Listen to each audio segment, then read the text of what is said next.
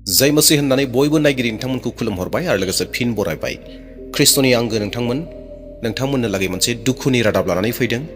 बे रादाबानो जागोन जोंनि आसामनिनो बाथ्रा, आसामनि सिङाव थानाय सासे पास्टरनि बाथ्रा, जेराव तिनिसुकिया जिल्लानि मार्गिरिटा होननाय ओनसोलनि उलुपथार पानिगावआव जानाय जाथाय। बेनि सासे पास्टर, बे पास्टरनि जानाय मोनसे जाथायखौ लानानै फैदों। गोबां दुखुनांथावना, नाथाय बे भिडिअ क्लिपखौ नोंथांमोननो लाबोनायनि गुबै जाहोना मा, एबा बे बाथ्राफोरा बेसे सैथो असैथो बेखौ आङो बुंनो हानाय नङा, जिहेतु रादाबाव फैदों। दा बेवहायसो बेखौ आं नोंथांमोननो मोनथिहोनो थाखाय लानानै फैदों। आरो बे मा केस, मा बाथ्रा, बेखौ नोंथांमोना डिटेल्सै गावनो नायलांदो। बिनि उनाव जोबनाय फारसे आरोबाव नैथि रादाब लानानै फैगोन, जेराव जिसु ख्रिस्ट'खौ नाजावनायखाय दै मोलोङै जानानै दङ। मोजां दै, दैखरनि दै खावनानै लोंनो मोनाखै, दंखलनि दै सिरनानै लोंनो मोनाखै, बेबायदि अबस्थानि रादाब नोंथांमोन लानानै फैगोन। दा बेवहाय नोंथांमोना भिडिअखौ जोबजासिम नायगोन, मोनफ्रोमबो रादाबखौ नायलांगोन। दे अब्ला नैबे जि आसामनि रादाब बेखौ नायग्रोदो।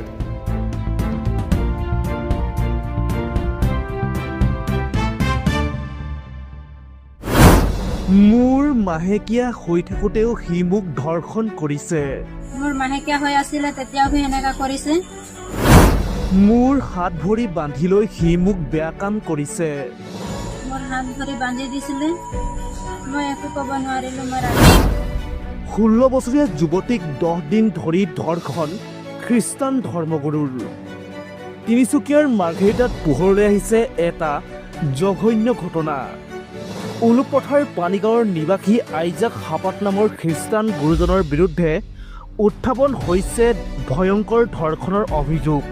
জানিব পৰা অনুসৰি যোৱা 9 জুন তাৰিখে আইজাক হাপাত নামৰ লম্পট ধৰ্মগুৰুজনে পত্নীৰ বেমাৰ হোৱাৰ বাবে এগৰাকী 16 বছৰীয়া কিশোৰীক নিজ গৃহলৈ লৈ গৈছিল। জঘন্য মানসিকতাৰ খ্ৰীষ্টান ধৰ্মগুৰুজনে ভয় ভাবুকিৰ লগতে হাত ভৰি বান্ধি কেইবাবাৰো ধৰ্ষণ কৰাৰ অভিযোগ উত্থাপিত হৈছে। পিছত যুৱতীগৰাকীয়ে কৌশলেৰে নিজৰ ঘৰত উপস্থিত হৈ ঘৰৰ মানুহক সকলো কথা খুলি কয়, আৰু তাৰ পিছতেই ঘৰৰ মানুহে মাৰ্ঘেৰিটা আৰক্ষী থানাত এখন এজাহাৰ দাখিল কৰে লম্পট আইজাক হাপাতৰ বিৰুদ্ধে।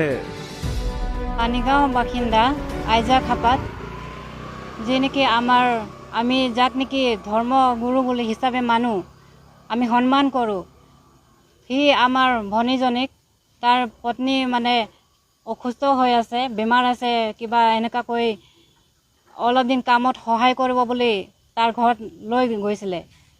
তাৰপিছতে 9 তাৰিখে লৈ গৈছিলে, আৰু 10 তাৰিখৰ পৰা কণ্টিনিউ 22 তাৰিখলৈকে শাৰীৰিক সম্পৰ্ক চলাই আছিলে। আৰু আমাৰ ভনীজনী যেতিয়া ভনীজনী আমাক কৈছে যে মই ঘৰত পলাই আহিম বুলি কৈছিলে, তেতিয়া আহিব নিদিয়ে। তাৰ মানুহজনী পিছে পিছে চান্দি ফুৰে, মানে ক'তবা পলাই যাব নেকি বুলি, না কাকবা কৈ দিব নেকি, এনেকুৱা কৈ তাক এৰাই নাছিলে। পিছে পিছে এনি টাইম পিছে পিছে হৈ থাকে বুলি কৈছিলে। তাৰপিছত যেতিয়া আমাৰ ভনীজনী কান্দিছে ঘৰত যাম বুলি, কেলে সদায় শাৰীৰিক সম্পৰ্ক কৰি থাকে, সেইটো কাৰণে ভনী আমাৰ ঘৰত উভতি যাম বুলি, পলাই যাম বুলি যেতিয়া সি কান্দিলে, তেতিয়া উপায় নাই, তেতিয়া ঘৰত থৈ আহিলে। আৰু থ'ব যাওঁতেও ক'লে যে মই তোৰ লগত শাৰীৰিক সম্পৰ্ক যি ৰাখিলোঁ সেইটো ক'ব নালাগে। তাৰ মানুহজনীও ক'লে আমাৰ ভনীক যে ক'ব নালাগে, এইটো কথাটো ঘৰত গৈ ক'বই নালাগে তই বুলি। তাৰপিছত সেনেকুৱা কৈ গ'লে, তেতিয়া ভনীয়ে ভয়তে কিজানি লুকুৱাই থ'লে কেইদিনমান কথাটো। তাৰপিছতে মোকে জনালে যে নহয়, কথাটো ৰাখিব নোৱাৰি, কিজানি মোকে ক'লে যে তাতে দাদাজন মোকে সদায় এনেকুৱা শাৰীৰিক সম্পৰ্ক ৰাখি আছিলে বুলি কৈছে। তো এইটো কাৰণে আমি আজি FIR দাৰ্জ কৰি আমি ন্যায়ৰ ওচৰত কাষ চাপিছোঁ, যাতে আমাৰ ভনীজনীক উচিত ন্যায় লাগে। কিমান বয়সৰ? আমাৰ ভনীজনী হৈছে 16 বছৰ। अनजाग्रा आंगो नायगिरि नोंथांमोना रादाबखौ नुबाय। असमिया रावाव बुंनाय, नोंथांमोना बुजि मोनै जेबो गैया। बे जाहैबाय तिनिसुकिया जिल्लानि मार्गिरिटा ओनसोलनि उलुपथार पानिगावआव जानाय मोनसे जाथाय, जेराव पास्टरखौ बे दायखौ होदों जे बेसे सैथो असैथो आं बेखौ बुंनो हानाय नङा। बेयाव ओंखारनाय हिसाबै हयथ' सैथोबो जानो हागौ असैथोबो जानो हागौ, बेखौ नोंथांमोना गाव गाव मोनथिगौ। आरो नोंथांमोनहा जुदि बै ओनसोलाव जुदि सिनाय मोननाय मानसिफोर दङब्ला नोंथांमोना खबर लानो हागोन, जे नोंथांमोना खबर लादो जे बाथ्राया बेसे सैथो आरो असैथो। आरो बे पास्टरनि मुंखौ बुंदों जाहैबाय आइजाक हापात होननानै। आइजाक हापातआ सासे सिख्लाखौ 16 बोसोर बैसोनि सिख्लाखौ खामानि मावनो थाखाय न'आव लांदोंमोन आरो बिखौ 9 जुनाव लांदोंमोन आरो 10 जुननिफ्राय लानानै 20 जुनसिम बेबायदि गाज्रि खामानियाव बाहायगासिनो दङमोन होननानै रादाबा मोनथिहोदों। दा बेफोर गासै बाथ्राफोरा बेसे सैथो असैथो बेखौ आंबो बुंनो हानाय नंलिया। दा बेवखायनो आङो बेखौसो खावलायनो हास्थायदों साफ्रोम नायगिरि नोंथांमोननो, जेन नोंथांमोनहा जुदि सिनाय मोननाय मानसिफोर दङबा बै तिनसुकिया मार्गिरिटा ओनसोलाव आरो उलुपथार पानिगावआवनो दङब्ला मोजांसिन, नोंथांमोना बयनिख्रुइ मोजांसिन रादाबखौ मोनगोन। आरो नोंथांमोना बे रादाबखौ सैथो असैथो जुदि मोनथियोब्ला नोंथांमोना कमेन्टआव आंनो मोनथिहोगोन। जुदि असैथोब्ला आंबो बेखौ आरोबाव फिन भिडिअ रादाब लानानै फैफिनबावगोन जे जाथाया मा जामारदों होननानै।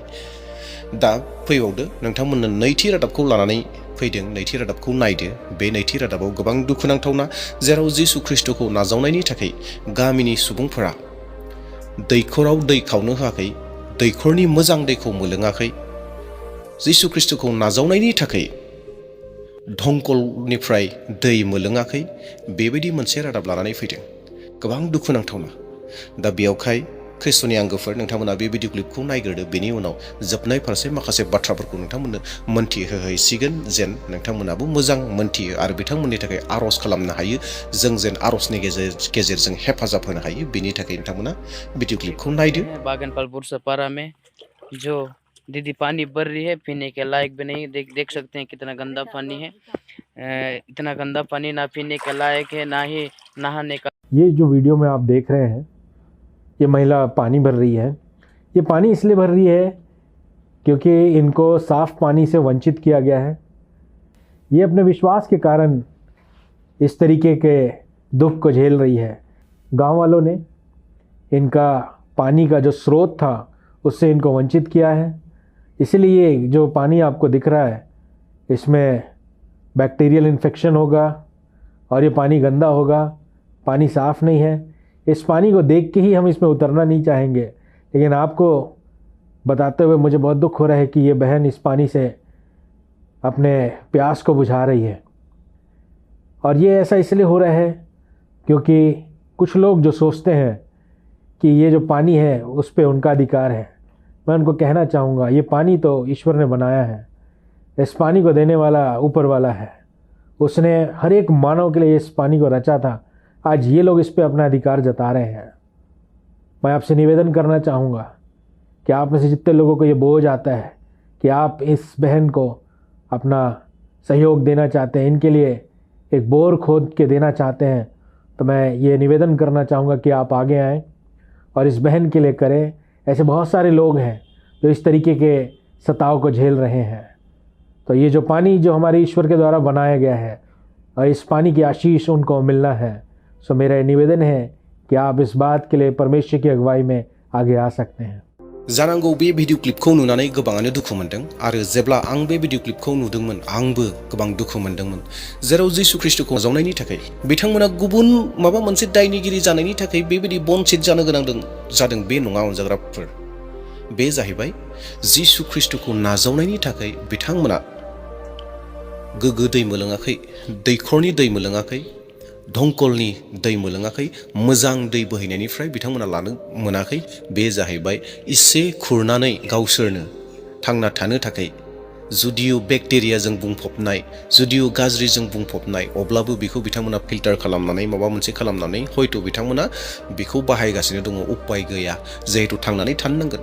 जाय गामिनि मानसिफोरा, जाय सुबुंफोरा बे आइजोफोरखौ बेबायदि खालामदों, बिथांमोना दैखौ मा सानखोथाय, नङा होमब्ला? बिथांमोना जि दैखौ इसोरा गासै सुबुं माहारिफोरनो थांना थानो थाखाय सोरजिनानै होदों, लोंनो थाखाय सोरजिनानै होदों, दुगैनो थाखाय सोरजिनानै होदों, थांना थानायाव गासै खामानियाव बाहायनांगौनि थाखाय जि दैखौ इसोरा सोरजिदों, बेयावनो बिथांमोना बियो जोंनिसो आंनिसो जोंनि धोरोमनिसो होननानै बिथांमोना हयथ' साननानै गोबां बाथ्रा बुंनानै बिसोर आइजोफोरखौ बन्सित खालामदों, आउट खालामदों जे दै मोलोङा गोग्गो दै मोलोङा होननानै। दिनै गोबां जायगाफोराव ख्रिस्टियानफोरा बेबायदि तारना मोनगासिनो दङ। गोबां जायगाफ्राव माखासे जायगाफोरखौ जों मोनथिजोबा, माखासे जायगाफोरखौ जोङो नुवाखैबो मोनथियाखैबो, बेबायदिनो सिं सिं जाखोमागासिनो दङ।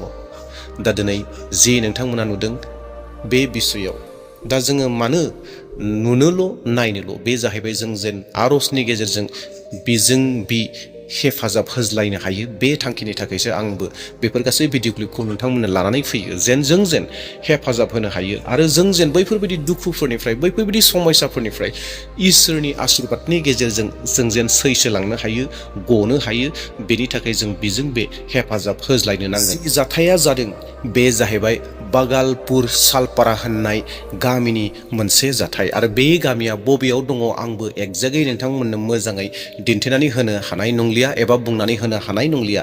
नाथाय आंनि सन्देह बे जाथाया झारखन्डनि जाथाय जानो हागौ होननानै आङो बेखौ सन्देह खालामदों। मानोना आङो डिटेल्स मोनाखिसै, जिहेतु बे भिडिअ क्लिपावबो डिटेल्सै बुंनाय गैया, बे गामिनि मुंखौल'सो बे भिडिअ क्लिपाव बुंनानै होदों। दा बेयावहाय आंबो बेखौल'सो नोंथांमोननो बुंनानै होनो हादों। नाथाय जेखि जादिया दिनै भारतनि गोबां सिङाव, भारतनि गोबां जायगाफोराव गोबां तारनाफोरा सोलिगासिनो दङ, सैसो होनाया सोलिगासिनो दङ।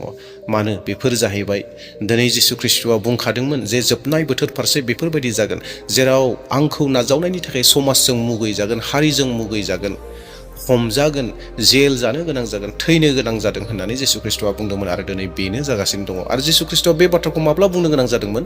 बे जाहैबाय जिसु ख्रिस्ट'नियाव सेलाफोरा सोंनायाव, जिसु ख्रिस्ट'नि नैथि फैफिननायनि बाथ्रा सोंनायाव जिसु ख्रिस्ट'आ बे बाथ्राखौ बुंदोंमोन जे जोबनाय बोथोर फारसे आं फैनायनि सिगां बेफोरबायदि जाथाया जागोन जेराव नोंसोर आंखौ नाजावनायनि थाखाय मुगैजानो गोनां जागोन, खुदै गारजानो गोनां जागोन, ठाट्टा मोननो गोनां जागोन, जेलाव थांनो गोनां जागोन, सैसोनो गोनां जागोन, बुजागोन, निन्दि जागोन। बेफोर गासै बाथ्राफोरखौ जिसु ख्रिस्ट'आ बुंदोंमोन आरो दिनै थारैनो गोबां जायगाफ्राव दिनै बेबायदि परिस्थिति, बेबायदि सिटुवेसना जागासिनो दङ। गोबांनिख्रुइ गोबां सैसोनो गोनां जादों।